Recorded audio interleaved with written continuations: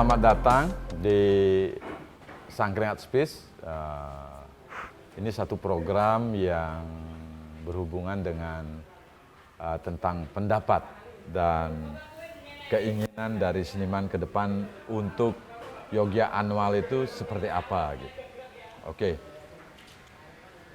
Yogya Annual Art sudah yang kelima, di mana awalnya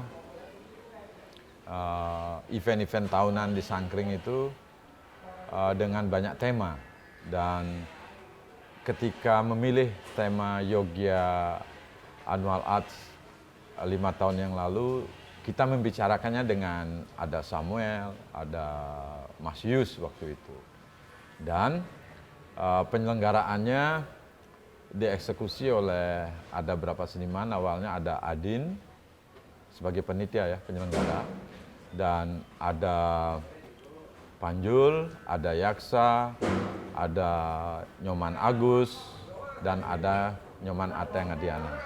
Ketika penyelenggaraannya pertama,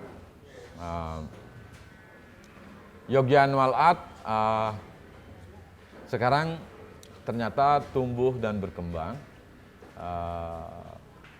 menjadi salah satu program, juga sebagai salah satu peristiwa yang terjadi di Jogja. Suka nggak suka, perkembangannya mengalami kemajuan pesat sebenarnya. Karena dengan kelima ini, banyak peristiwa sejarah telah terjadi. Dan untuk membicarakan itu, kita telah mengundang ada 3 teman sebagai peserta tahun ini untuk Yogya Annual Art yang kelima. Kita perkenalkan, ada Mas Hari, ada Mas Taufik, ada Blidabi. Nah, dalam kita ada sedikit istilahnya, ada istilah artist talk gitu. Mungkin ini akan bicara nanti untuk membawa harapan bahwa Yogya Annual Art yang berikutnya seperti apa cita-citanya nanti. Kita tentu akan minta pendapat dari Mas Hari, Mas Taufik, sama Dabi. Ini sekedar mewakili yang pertama ini, karena nanti kita juga akan eksplor juga pendapat-pendapat teman-teman yang lain untuk Yogya Annual Art. Oke, biar tidak berpanjang lebar, saya akan minta pendapatnya pertama tentu dari senior ya.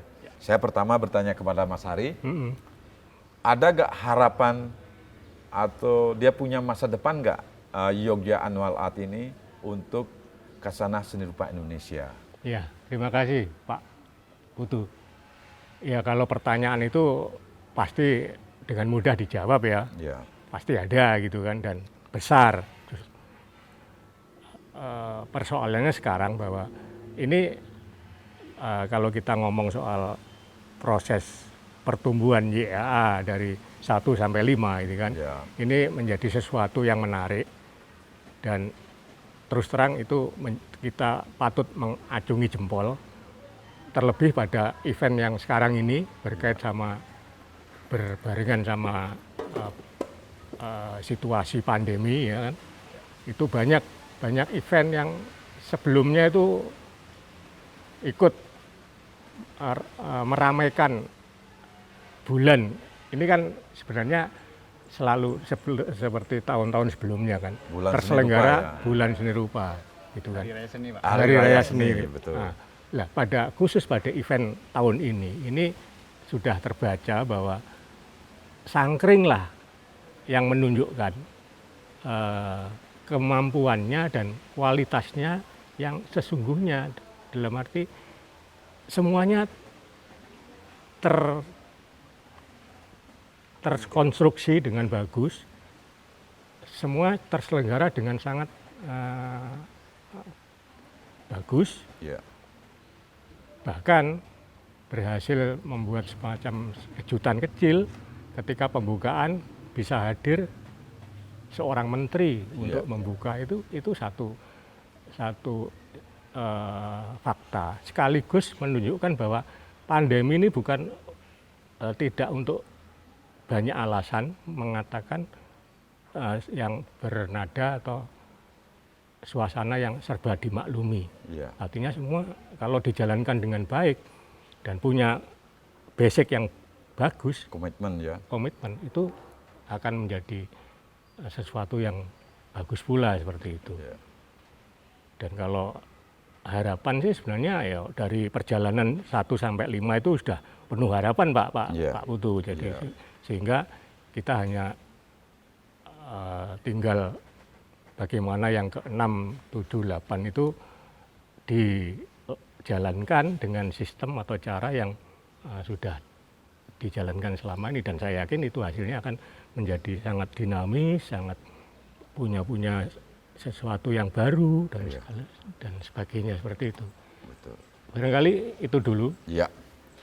Nah, teman-teman yang mungkin hadir untuk melihat siar langsung ya pertama kali ini dari Jogja Annual Art gitu. Mari datang karena pamer ini sampai tanggal 4 November nanti gitu. Nah, untuk yang kami minta pendapatnya juga dari teman-teman yang selalu dibilang wah ini rising star atau mulai menuju memang pilih menjadi seniman atau apa, kita mengundang nih seorang yang bernama Taufik Ernest ya. Dia peserta di YAA. Mas Taufik mungkin yang lebih ideologis itu YAA itu bisa nggak dilihat sisi ideologisnya gitu. Mungkin itu pertanyaan saya untuk Mas Taufik. Terima kasih Pak Putu ya. Saya mungkin akan utarakan pandangan saya mengenai Jogja Annual Art sendiri mengambil posisi yang sangat strategis menurut saya. Ketika menunjukkan dirinya menjadi representasi tahunan. Jadi perjalanan tahunan seni rupa di Jogja khususnya dengan banyak sekali geliat yang hampir tidak nampak rata begitu, karena memang Yogyakarta memang cukup sibuk, tapi dengan sangat rapi saya melihat Jogja Annual Art memulai track recordnya sampai ke momen hybridity yang kelima. Jadi menurut saya memang terlepas dari program Jogja Annual Art, jika kita melirik ke institusi lain ini plus minusnya, di mana saya melihat Sangkring atau Jogja Annual Art membuat pembacaan yang penting di sini gitu dan menunjukkan konsistensinya yang utama di sini sampai ke tema hybridity, di mana di sisi lain selain perhelatan seni, hybridity juga tema yang sangat bagus menurut saya. Di situ ajang kreativitas, akulturasi semuanya bertumpuk dan dipetakan dengan sangat baik, dan memang kita di bawah seperti kondisi COVID itu Sangkring dengan sangat baik membuat presentasinya gitu. Seperti itu pandangan saya. Sebentar. Oke, terima kasih. Mas Taufik juga berharap bahwa walaupun COVID tetap kita punya komitmen ya. Komitmen dalam konteks penyelenggarakan dengan segala kendalanya. Tentu saya tambahkan sedikit. Karena memang momen COVID ini saya cukup menunggu, mulai dari banyaknya agenda-agenda besar di cancel, mulai dari affair-affair besar yang mulai dari Hong Kong, tiba-tiba semua cancel, dan saya menunggu nih geliat seni rupa Jogja ternyata berkata lain begitu, menunjukkan komitmennya begitu. Antitesis ya. Antitesis. Anti klimaks ya. Dan itu sangat oke menurut saya, karena memang besar harapan kita untuk apalagi di dalam proyek Annual Art itu merangkum dari banyak generasi. Saya salut sekali sama tim Jogja Annual Art kerja keras di sini, dan kita bisa saksikan dari mulai Sangkring Art Project, Sangkring Gallery sampai Balai Banjar itu punya porsinya masing-masing yang sangat menarik dan berbeda-beda pembacaannya di situ. Gitu. Jadi saya kira penting untuk teman-teman bisa juga datang menyaksikan langsung seperti itu peristiwa seninya di sini di momen Jogja Annual Art yang kelima. Tentu Jogja Annual Art kelima ini banyak kendala ya dalam penyelenggaraannya, tapi atas dukungan dari teman-teman sehingga terselenggara dengan segala kendalanya tentu ya. Nah, yang menarik dari Jogja Annual Art ini, kita melibatkan teman-teman muda ini, teman-teman muda yang rata-rata ada yang sudah baru menyelesaikan studinya di ISI atau dan juga masih study gitu. Nah, kesempatan ini karena berhubung dengan pengalaman, rasanya penting sekali kita minta pendapatnya teman yang lebih muda nih, paling muda gitu. Dalam arti ini tidak mewakili, tapi nanti kita juga akan minta lagi pendapat teman-teman dari yang muda-muda. Sisi apa yang membuat Dabi, pasti yakin kita percaya Dabi itu punya kebahagiaan atau kesenangan. Kita lihat sisi kebahagiaannya dulu. Tahu-tahu dilibatkan dalam YA yang kelima ini. Nah, dan adanya Jogja Annual Art, apalagi udah sampai yang kelima kali ini kan. ya. Dan tentunya saya melihat juga Sangkring dan Jogja Annual Art itu continue untuk mengundang seniman-seniman muda untuk terlibat dalam kegiatan kesenian ini. Betul. Dan di situ saya sendiri merasa bahwa wah, ini merupakan sebuah tantangan tersendiri untuk perupa muda terutamanya, bagaimana dia bisa belajar dalam artian bukan hanya belajar di antara perupa muda, tapi ketika dimasukkan ke dalam sebuah acara Jogja Annual Art yang dimana semuanya itu ada perupa muda sampai yang paling senior pun sampai kayak Pak Joko Pekik ada di situ. Nah, di situ kita bisa mengetahui, oh ternyata saya berada di sebuah tempat yang memang memberikan pelajaran bahwa bagaimana bagaimana setiap seniman mempunyai pandangan yang berbeda terhadap kesenian, punya ide-ide yang berbeda. Nah, di situ kita melihat untuk seniman muda bisa memberi sebuah pemicu dalam artian ketika berkesenian, bagaimana semangat yang senior untuk membangun kesenian itu seperti apa. Nah, di situ kita ini yang nantinya ke depannya akan menjadi generasi penerus yang akan nantinya melanjutkan kesenian yang ada di sini. Betul. Dan Jogja Annual Art memang memberikan fasilitas itu. Setiap seniman muda pastinya tentunya sangat berbahagia dan bersemangat untuk hal ini. Gitu. Iya. Saya melihat ini bukan satu hal yang sifatnya yang mewakili itu bukan yang terbaik istilahnya. Nah, tentu ini adalah wadah kompetisi untuk melihat ke depan seperti apa gitu. Tentu kita melihatnya dari yang muda dulu. Ya. Karena Jogja kita selalu percaya ya, Jogja itu dengan perupa-perupanya entah datang dari seluruh Indonesia ini selalu ada kompetisi. Kalau Dabi melihat kompetisi selama ini seperti apa Jogja itu? Kalau dari saya sendiri, kalau pendapat saya sendiri, kalau Jogja itu untuk dalam ranah kompetisi di kesenian itu, saya ngelihatnya semuanya fair dalam artian terbuka antara seniman muda, misalnya kompetisi antar seniman muda dan senior dan semua kalangan di kesenian di Jogja ini semuanya itu fair, terbuka. Dan bahkan salah satu contohnya ya seperti sekarang ini, seorang seniman muda bisa berdiskusi langsung, gitu duduk dengan Mas Hari, dengan Pak Putu, dengan Mas Taufik, gitu kan, merupakan sebuah keterbukaan di Jogja ini dalam berkesenian, sehingga tidak hanya pada berpatokan pada yang senior lebih utama atau gimana, semuanya punya porsi yang sama, semuanya berada di arena yang sama dan bisa saling belajar, dan tentunya tetap ada kompetisi di situ. Jadi ada sparring partnernya, bisa bergantian antara yang muda, antara yang muda dan yang lebih senior. Nah, itu yang memberikan masukan-masukan yang nantinya akan untuk perupa muda terutamanya kedepannya, seperti ini jalannya dan pemikiran tentu kan berbeda nanti antara yang senior atau bahkan satu sama lain yang muda juga berbeda semuanya. Nah, di situ ada gesekan gitu.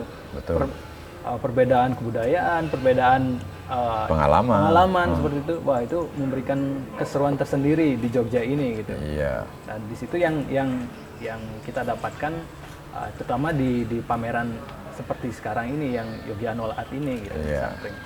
Memang kita yang saya tahu ketika Jogja Annual Art dicetuskan, memang awalnya tentu tidak seperti sekarang ya, dengan melibatkan seniman muda.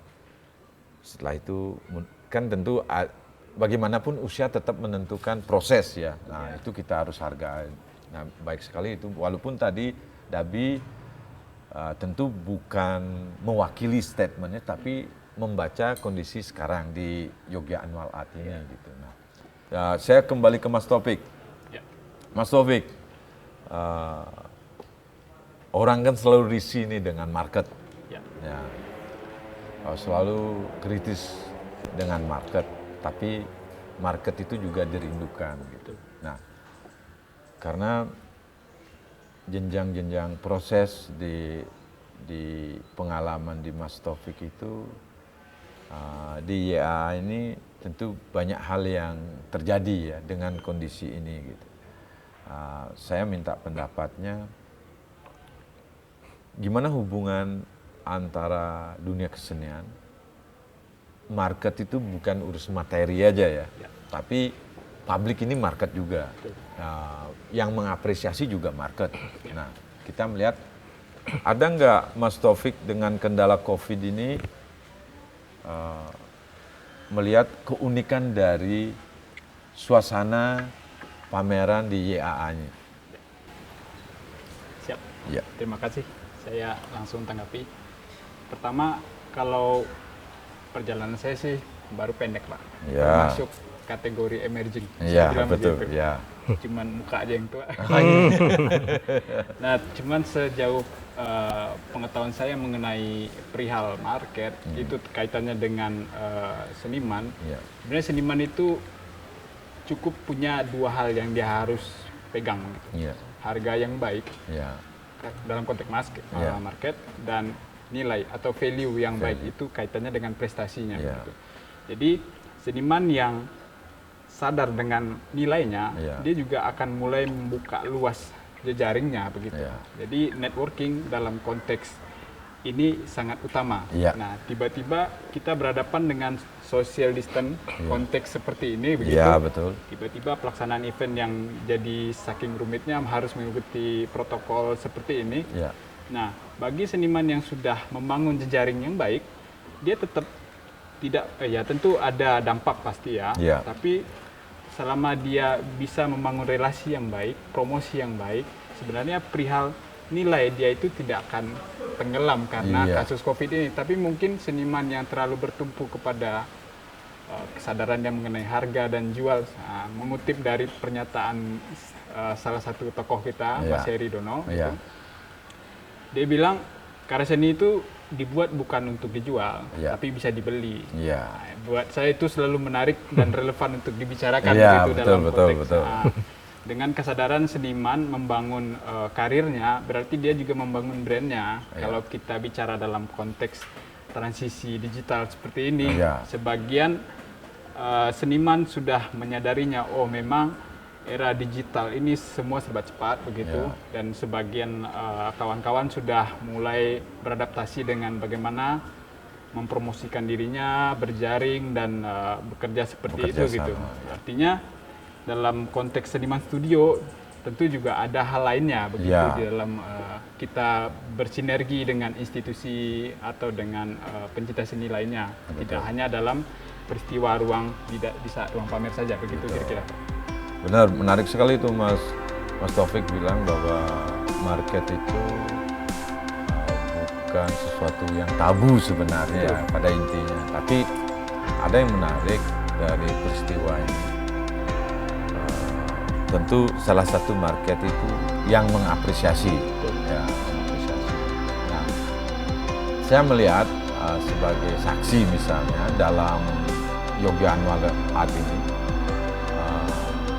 pengunjung itu walaupun dari luar daerah, misal dari Bandung, dari Jakarta kan datang nih ke Jogja. Nah, bagian dari, dengan peristiwa COVID ini tidak ada kendala, kan begitu, bagi yang serius untuk menikmati apa yang namanya pameran YAA.